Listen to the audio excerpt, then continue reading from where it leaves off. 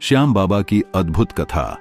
मित्रों, यह कथा बरबरीक की है, जो कलयुग में खाटू श्याम बाबा के नाम से भी जाने जाते हैं और जो अपने अद्भुत गुणों और साहस के लिए भी जाने जाते हैं।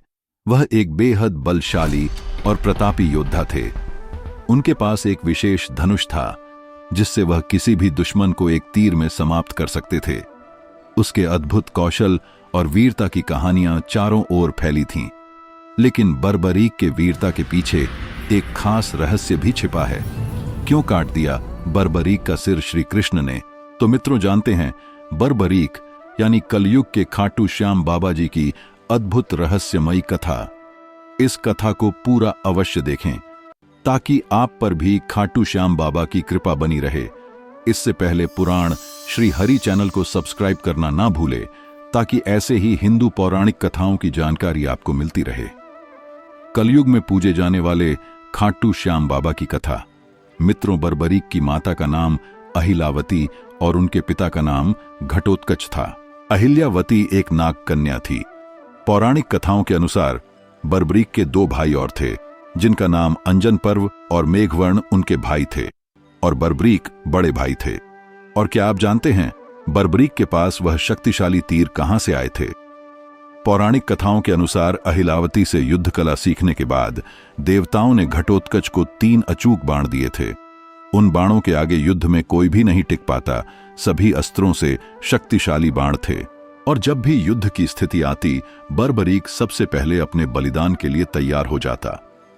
उसने अपने परिवार को आसपास रखा, लेकिन उसके दिल में हमेशा देश की सेवा का जुनून था। एक बार जब महाभारत का युद्ध शुरू हुआ, तब बरबरीक अपने घर से निकलकर कौरवों और पांडवों की ओर बढ़ा। उसकी इच्छा थी कि वह अपने कौशल से युद्ध में महत्वपूर्ण योगदान दे सके और वह हारते हुए कौरवों को युद्ध में जीता सके, क्योंकि बरबरीक ने अपनी मां से वादा किया था कि वह हारने वाले पक्ष की तरफ से लड़ेंगे। लेकिन बरबरीक की कहानी में एक मोड़ आया। वह अपने गुरु से मिलने पहुंचे, जो उसे एक महत्वपूर्ण ज्ञान सिखा रहे थे। गुरु ने उसे बताया कि यदि वह युद्ध में दाखिल होगा, तो उसके लिए परिवार का सामर्थ्य और बलिदान बहुत महत्वपूर्ण होगा। बरबरीक ने अपने गुरु की बातों को ध्यान से सुनकर समझा कि इस युद्ध में केवल विजय नहीं, बल्कि समर्पण और त्याग भी महत्वपूर्ण है। यह सोच वह युद्ध में कौरवों की तरफ से युद्ध लड़ने का निश्चय किया, जो सेना युद्ध में पांडवों से पराजित हो रही थी। क्यों? कि पांडवों के साथ भगवान श्री कृष्ण थे, और बरबरीक ने निश्चय किया कि वह कौरवों की ओर से युद्ध लड़ेंगे। यह देख श्री कृष्ण चिंता में हो गए, क्योंकि वह जानते थे कि यदि बरबरीक कौरवों की तरफ से युद्ध किया तो पांडव सेना हार जाएगी। क्योंकि बरबरीक के उन शक्तिशाली बाणों से श्री कृष्ण जानते थे, और उन्होंने एक ब्राह्मण का भेष बदल कर बरबरीक के सामने आ गए और दान में उनका सर मांगा, और बरबरीक ने अपना सिर दान में श्री कृष्ण को दिया। और भगवान श्री कृष्ण अपने असली रूप में आकर बरबरीक को बताया कि अगर तुम कौरवों की तरफ युद्ध लड़ते तो वह जीत जाते और अधर्म की जीत हो जाती। इसीलिए यह मुझे करना पड़ा, ताकि धर्म की जीत हो, और तुम इस युद्ध को अपनी आंखों से पूरा देखोगे, और इस धर्म युद्ध में तुम भी शामिल रहोगे। यह कहकर श्री कृष्ण ने उनका सिर उस पहाड़ पर रख दिया।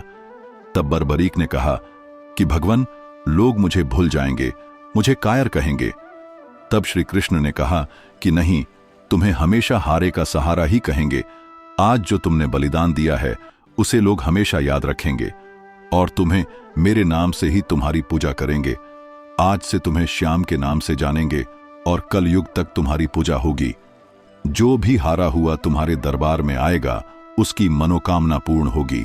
आखिरकार बरबरीक को श्याम बाबा के रूप में जाना जाने लगा। इस प्रकार बरबरीक से श्याम बाबा बनने की कथा हमें यह सिखाती है कि शौर्य और बलिदान का असली अर्थ क्या होता है। सही मायने में महान वही है जो धर्म के लिए जीता है और अपने स्वार्थ को त्याग देता है। कथा आपको कैसी लगी जरूर बताएं, और कमेंट में जय श्री श्याम बाबा की अवश्य लिखें, और चैनल को सब्सक्राइब करना ना भूलें। जय श्री श्याम बाबा की।